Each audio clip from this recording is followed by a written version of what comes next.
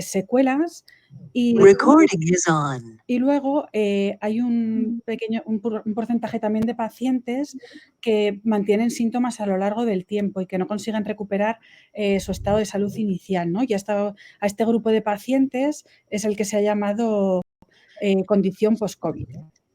Realmente se ha publicado recientemente un artículo en Nature que seguramente habréis leído muchos de vosotros y que hizo un seguimiento a 6 meses de pacientes que habían sido diagnosticados de COVID pero que no habían precisado ingreso hospitalario y lo comparó con 5 millones de pacientes que no habían tenido COVID.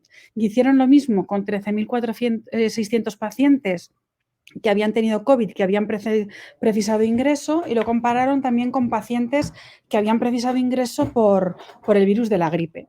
En cualquiera de las dos comparaciones se vio que los pacientes que habían tenido COVID tenían un aumento del riesgo de muerte, que tenían un aumento de uso de recursos de salud en los siguientes 6 meses, que presentaban más alteraciones analíticas y que hacían mayor uso de fármacos analgésicos, antidepresivos, ansiolíticos, hipotensores y antidiabéticos, ¿vale? Y vemos que la mayor parte de las causas de consulta que más aumentaba el uso de recursos de salud eran los problemas respiratorios, la hipertensión, los problemas del sueño, los problemas musculoesqueléticos, sobre todo el dolor, la astenia y la ansiedad o síntomas de depresión, ¿no? Y entonces, bueno, pues realmente nos planteamos cómo llamamos a esto, ¿no? Cómo tenemos que llamar a estos pacientes que tienen una infección por SARS-CoV-2, pero no acaban de recuperarse y, bueno, se han utilizado, pues, COVID persistente, transportadores durante tiempo largo de COVID, long COVID,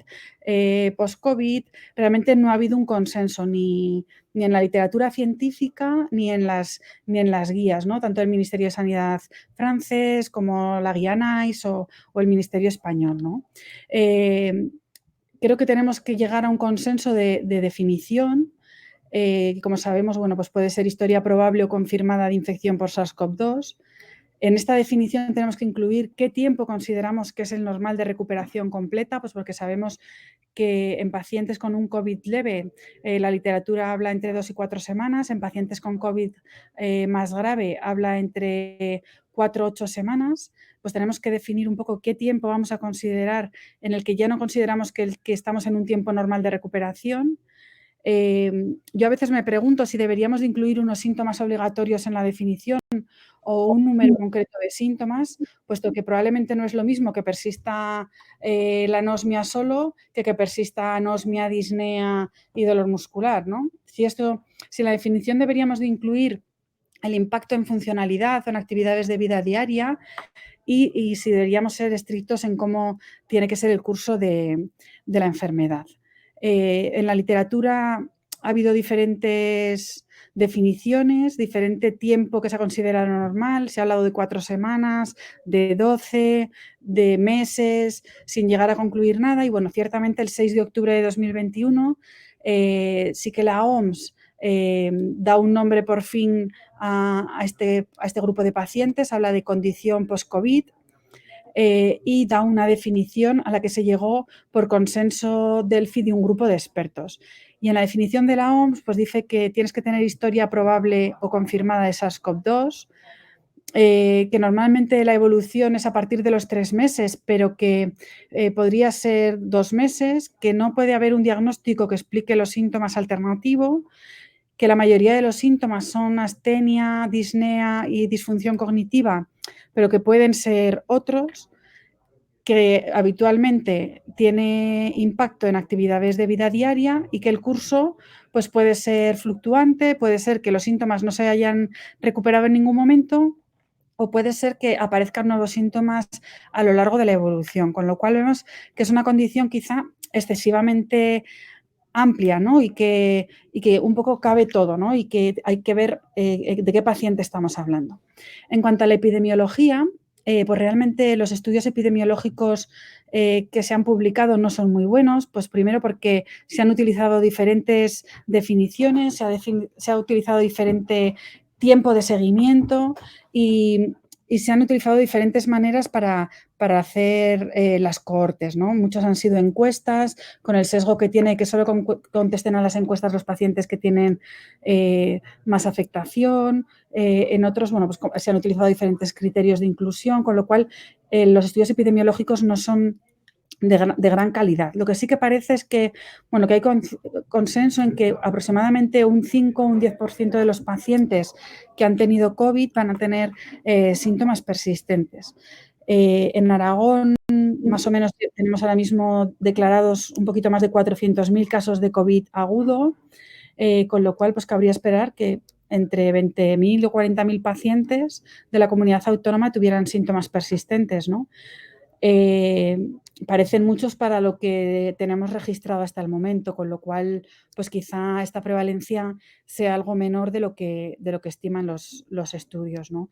Y luego, bueno, pues tampoco sabemos si la persistencia de síntomas es igual en pacientes que han sido vacunados o no, con lo cual, bueno, pues podría ser que los de las primeras olas tengan más proporción de COVID persistente que los pacientes de las últimas olas que han sido vacunados, y tampoco sabemos si todas las variantes se comportan igual, ¿no? Porque la mayoría, o sea, el gran aumento de casos fue en las últimas olas, sobre todo a raíz de la variante Omicron, ¿no? Con lo cual, bueno, pues tenemos bastantes incertidumbres.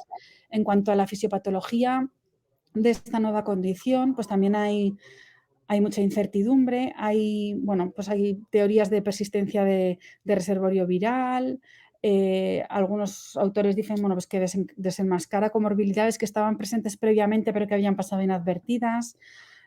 También se habla de que, bueno, pues que haya más secuelas orgánicas de las que se pensaba, aunque estas sean leves. Detrás de la fisiopatología se ha hablado también de la disfunción mitocondrial, de un problema de disautonomía, de alteración de la microbiota, de la persistencia de una inflamación de bajo grado que hace que nuestro sistema inmune no funcione igual. Se habla también de la inmunosenescencia, o sea, el envejecimiento precoz del sistema inmune provocado por el virus, de una autoinmunidad o incluso de la angustia psíquica. Hay muchos artículos publicados al respecto. Por ejemplo, en persistencia viral, pues bueno, sí que se ha visto en biopsias de intestino, pues por ejemplo, persistencia de RNA del virus más allá de los 4 meses, pero claro, no ha habido tampoco comparaciones entre pacientes con síntomas persistentes y no, simplemente, bueno, pues son biopsias de pacientes que tuvieron COVID y que sí que se han encontrado restos en biopsias, ¿no? Pero ni siquiera se sabe si estos virus siguen siendo infectantes o no.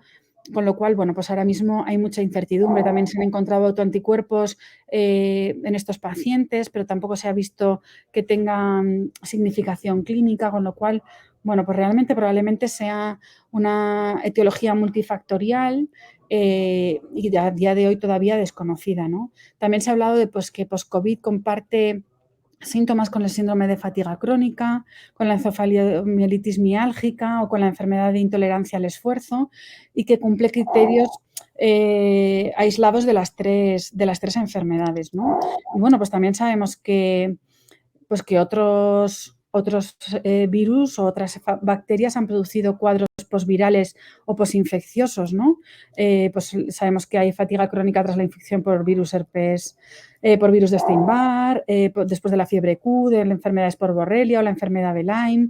Se han visto uveitis tras infección por virus ébola o una artritis crónica tras infección por el chikungunya, con lo cual, pues probablemente tenga una base fisiopatológica común a todo esto, ¿no? En cualquier caso, parece que todavía es una incertidumbre. Y en cuanto a la sintomatología, bueno, pues sí que vemos que estos pacientes tienen una afectación multiorgánica, comparten síntomas de distintos apartados y sistemas. Se han descrito hasta 201 síntomas, aunque bueno, los más frecuentes son la astenia, la disnea y las alteraciones cognitivas, ¿no? Y le siguen pues muy de cerca también pues la cefalea, el dolor torácico, la intolerancia al esfuerzo físico.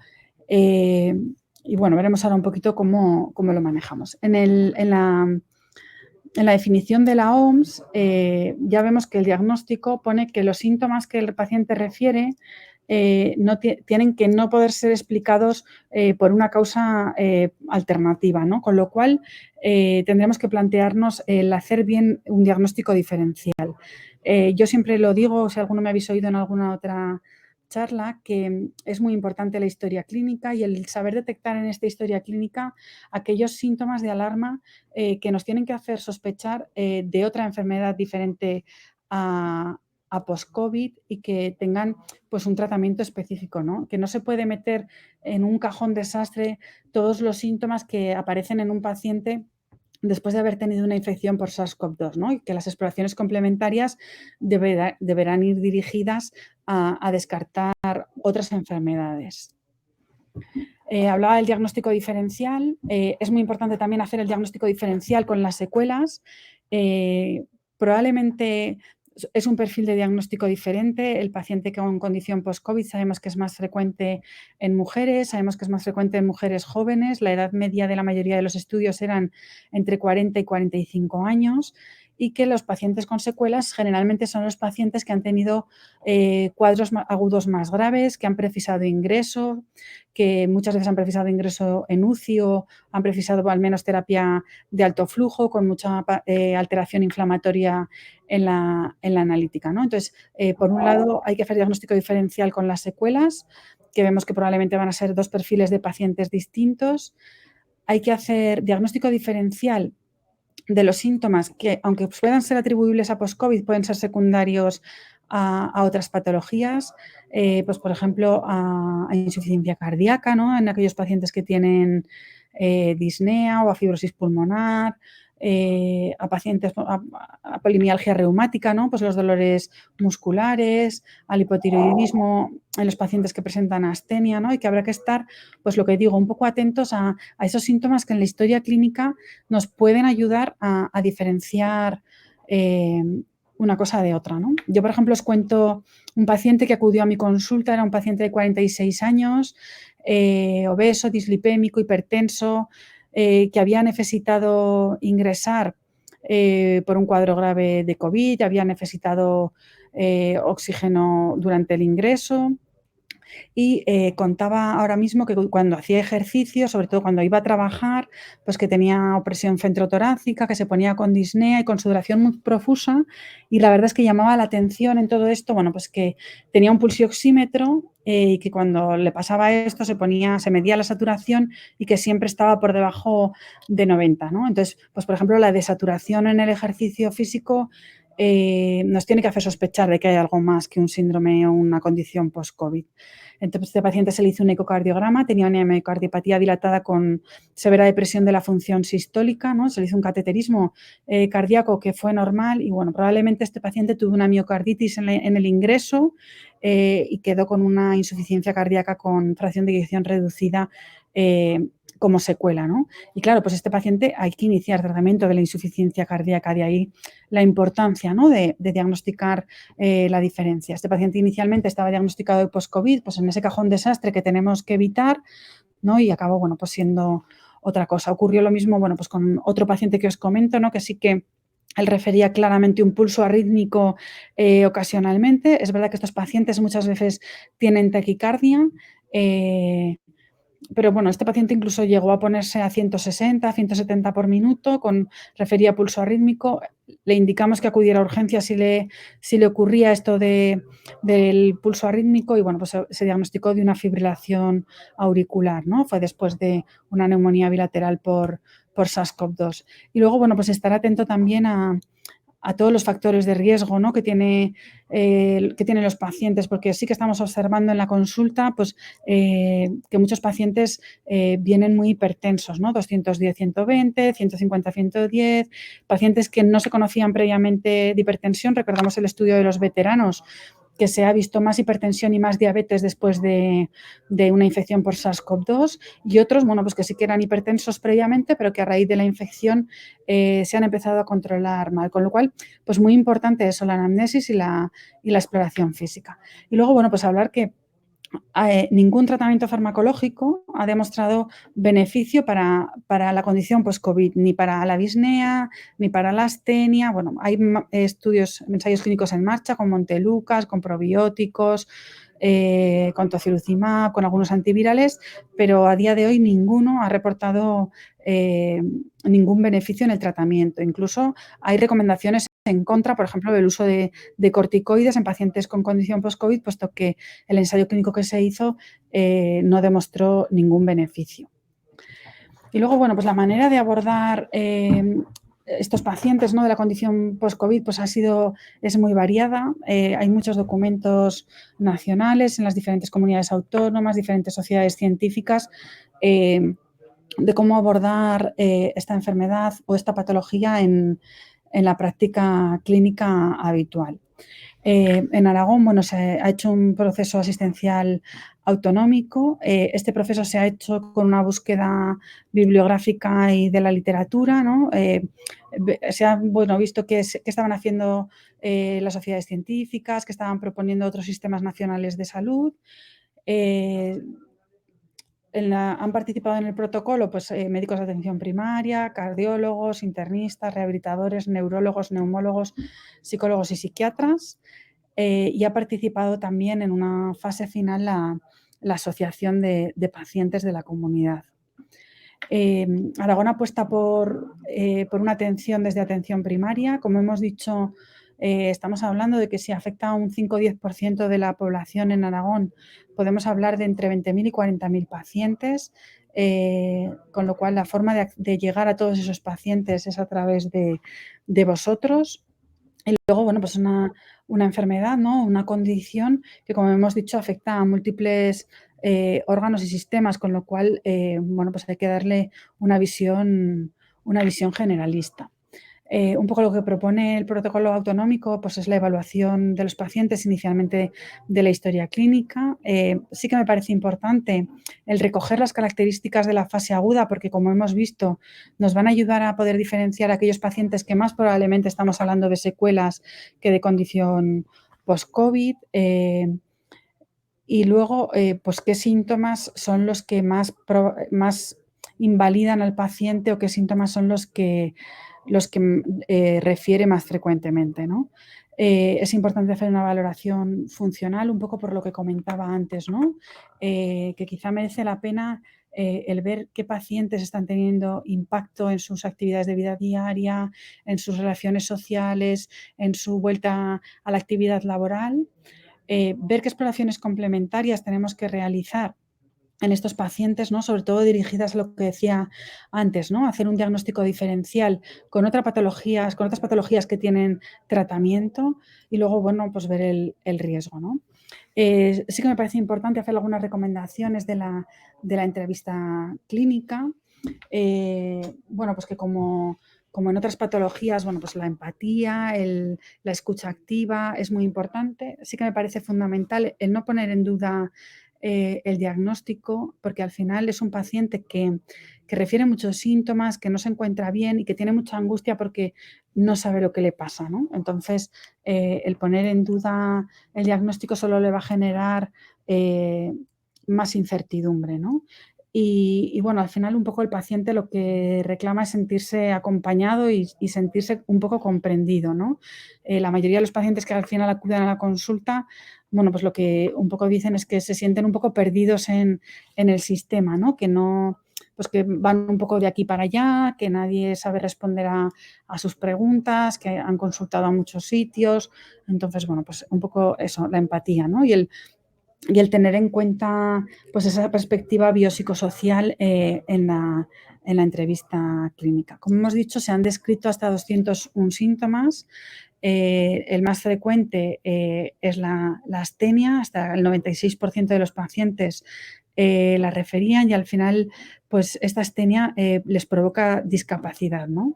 En la encuesta que hizo la SEM, junto con la Asociación de Long COVID, hasta el 30% de los pacientes referían problemas para el aseo personal, el 67% para realizar las actividades de la casa, el 72% referían que problemas para reincorporarse a la actividad laboral, el 70% para atender a las obligaciones familiares y el 75% pues para el ocio con amigos y con otras personas, ¿no? Al final, pues es una condición que les limita mucho pues la vuelta al trabajo, el atender a los hijos o a los pacientes o a las personas dependientes de ellos, y que, bueno, pues les dificulta mucho también pues la vida social, ¿no? Con lo cual al final se convierte un poco en un círculo vicioso, ¿no? De me encuentro mal, no puedo reanudar mis actividades, no puedo relacionarme con los demás, pues se deprimen, y esto pues todavía, ¿no?, prolonga un poquito más los síntomas.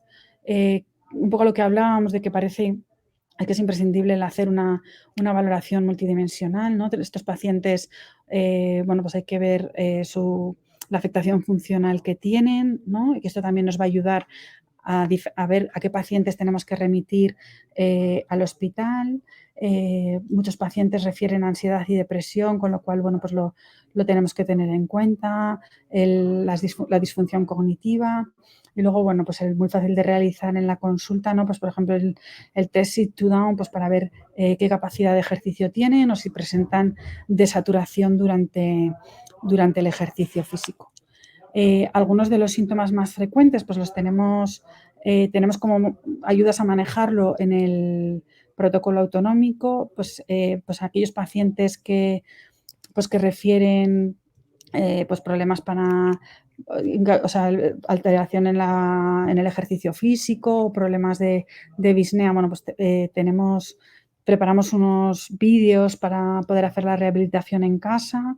Bueno, pues hay que asegurarse bien pues de que el paciente es capaz de descargar esos vídeos, de qué adherencia tiene a los ejercicios que se le plantean. Hay recomendaciones pues del manejo de la cefalea, que es muy frecuente y bueno, que realmente responde bastante bien a la profilaxis. Recomendaciones en el manejo del síndrome de taquicardia ortostática postural. Hay recomendaciones para la rehabilitación de la disfunción olfatoria y, bueno, hay un poco recomendaciones en el manejo de la niebla mental, que quizá este es el tema más difícil y más controvertido, ¿no? Pues porque los test que habitualmente se utilizan pues para hacer cribaje de memoria, pues un Minimental o un Pfizer, realmente con estos pacientes pues no resultan útiles, ¿no? Son pacientes que sobre todo refieren pues alteraciones para la concentración, para que no retienen lo que leen o que tienen problemas de memoria, pero no lo suficientemente graves como para que lo podamos ver en los test que habitualmente manejamos. Creo que tenemos que hacer un plan de intervención con ellos con objetivos terapéuticos, ¿no? Hacer tratamiento sintomático de aquellos síntomas que pueden tener un tratamiento sintomático, como pueden ser, por ejemplo, la cefalea.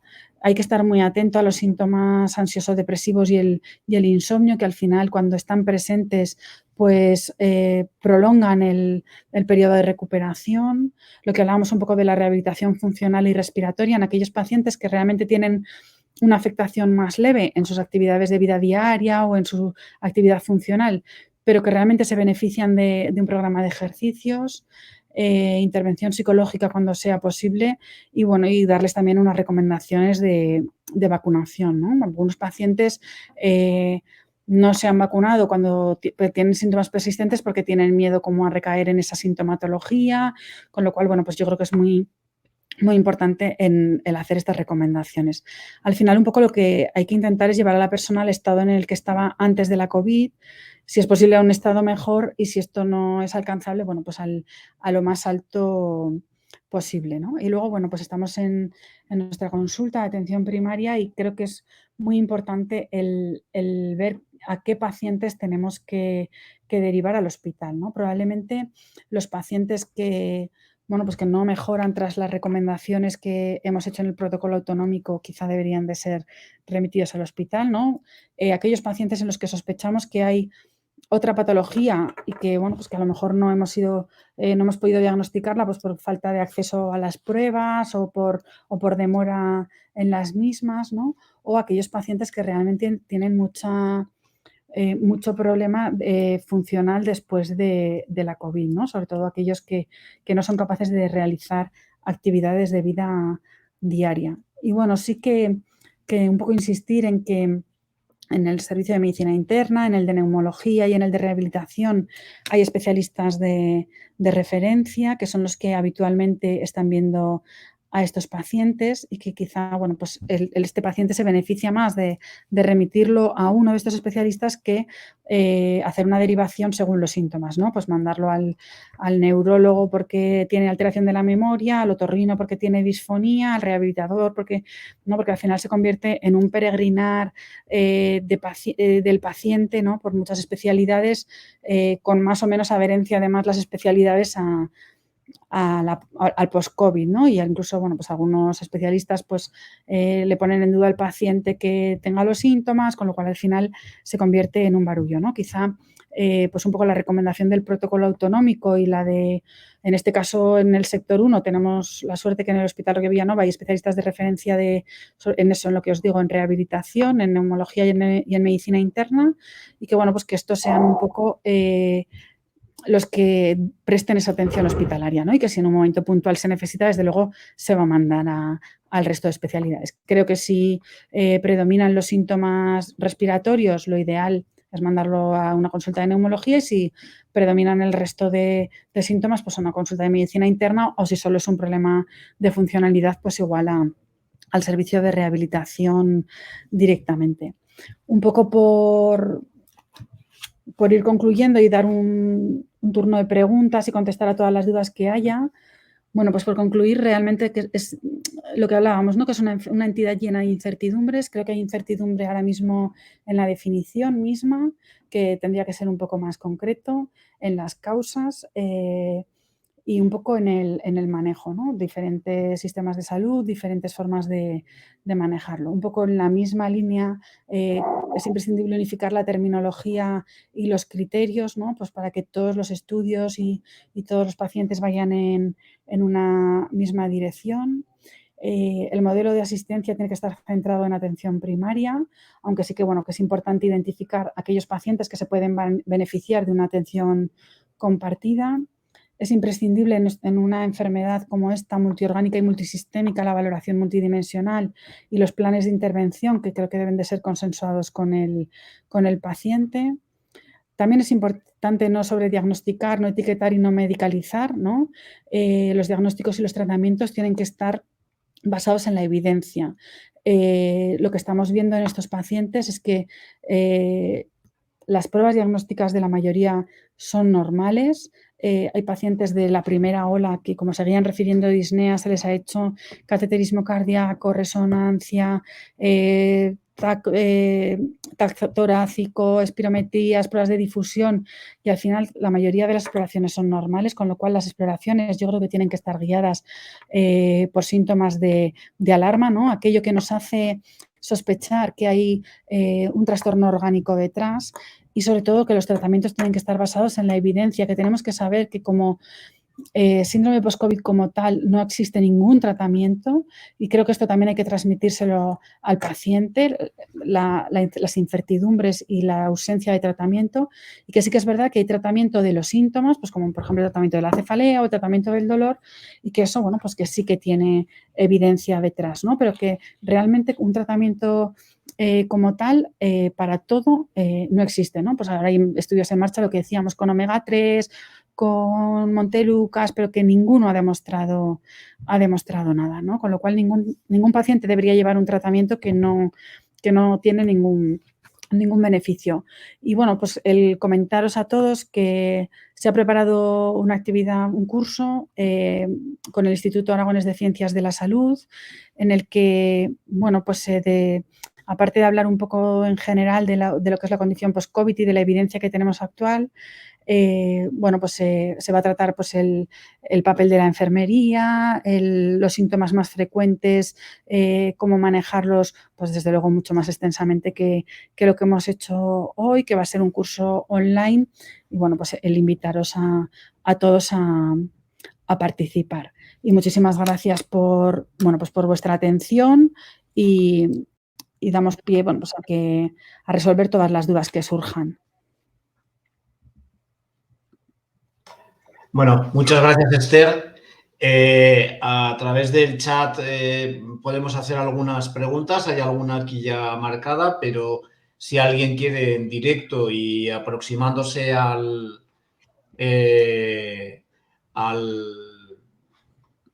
micrófono se atreve a hacer una pregunta, pues podemos intentarlo.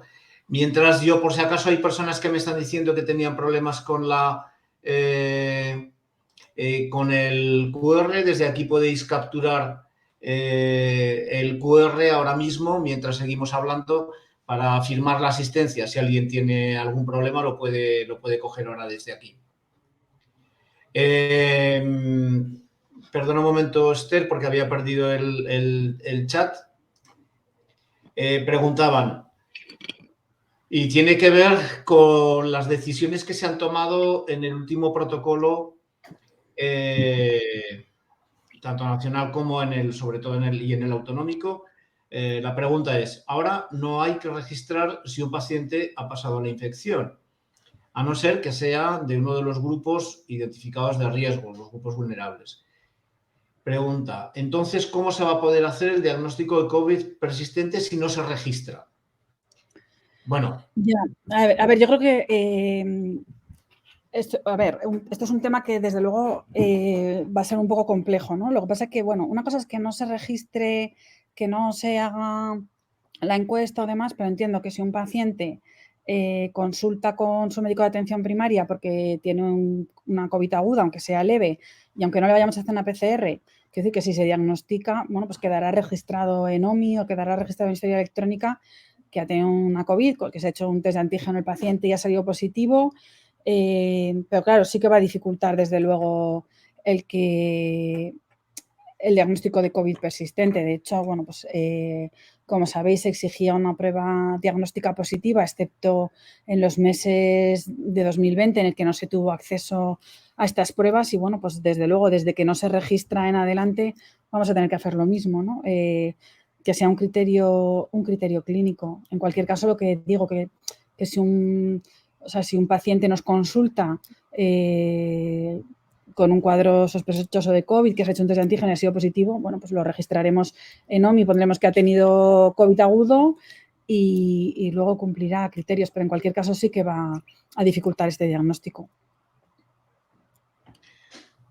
Y luego, bueno, a ver, también hay que tener en cuenta que tenemos también herramientas serológicas para saber si un paciente ha tenido COVID o no. Cuando un paciente ha tenido un COVID, hace una serología positiva para anticuerpos anti-N, que solo son positivos si ha tenido COVID, ¿no? Y son diferentes de los anti-S, con lo cual, bueno, pues en aquellos que exista una duda diagnóstica razonable se podrá hacer una serología. Gracias, Esther. ¿Alguien más, si alguien se atreve a abrir el micrófono para realizar una pregunta, si alguien la tiene, podemos escuchar? Si no, lo que voy a hacer es nuevamente... ¿Alguien se atreve? No hay ninguna pregunta por ahí más. Me contestan en algún centro que creen que hay que registrar el diagnóstico como cualquier otro. Claro. En principio... Yo creo que igual que ponemos que un paciente tiene gripe, ¿no? Pues ponemos que tiene COVID. Otra cosa es que no se declare y demás, pero yo creo que en la historia o en OMI o en HC va a quedar registrado. Exacto. No voy a aportar nada más ahí.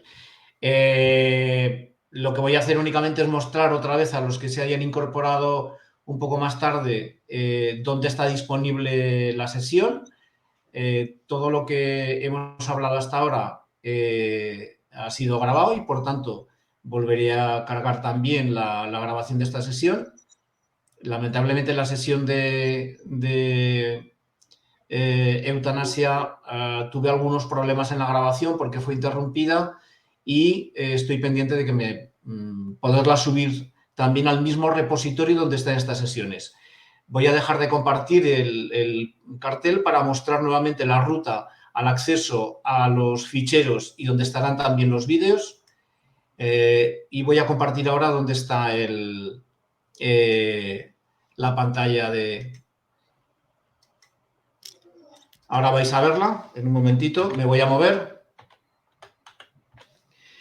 Como os he dicho, en la intranet del sector Zaragoza 1, intranet de primaria, se abrirá en un navegador y ya desde la página principal, en sesiones clínicas de atención primaria, lleva a los contenidos. La de hoy es la sesión número 2, COVID persistente long COVID, ya estará disponible.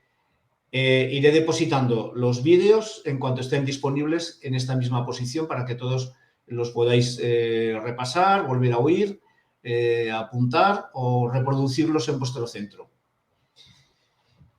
Y a no ser que alguien necesite algo más, yo creo que por hoy podemos dejar la sesión finalizada y ya emplazaros para el próximo martes con la sesión Biosimilares que impartirá Cristina Gómez, la farmacéutica de atención primaria. Fármacos biosimilares el próximo martes con el mismo código de acceso y el mismo QR para la firma en el mismo sitio a la misma hora. Muchas gracias a todos por asistir. Y a ti, Esther, muchas gracias por la sesión, muy interesante. Y bueno, pues espero que muchos compañeros apunten al curso que promovéis desde el servicio de estrategias. Sí, os animo a todos a que os apuntéis. Gracias, Esther. Gracias.